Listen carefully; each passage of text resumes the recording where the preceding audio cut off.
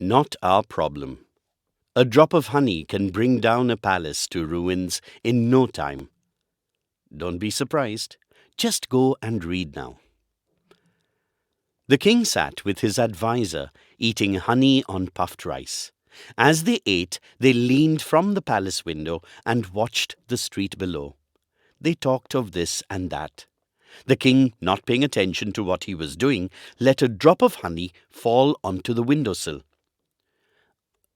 "Oh, sir, let me wipe that up," offered the adviser. "Never mind," said the king. "It's not our problem. The servants will clean it later." As the two continued to dine on their honey and puffed rice, the drop of honey slowly began to drip down the windowsill. At last it fell with a plop onto the street below.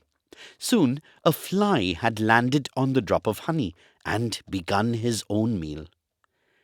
Immediately a gecko sprang from under the palace and with a flip of its long tongue swallowed the fly. A cat had seen the gecko and pounced on it. Suddenly a dog sprang forward and attacked the cat.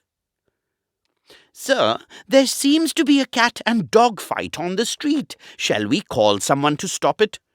"Never mind," said the king. "It's not our problem." So the two continued to munch their honey and puffed rice. Meanwhile, the cat's owner had arrived and was beating the dog. The dog's owner ran up and began to beat the cat. Soon the two were beating each other. "Sir, there are two persons fighting on the street now. Shouldn't we send someone to break this up?" The king lazily looked from the window. "Never mind. It's not our problem." The friends of the cat's owners gathered and began to cheer him on. The friends of the dog's owner began to cheer him on as well.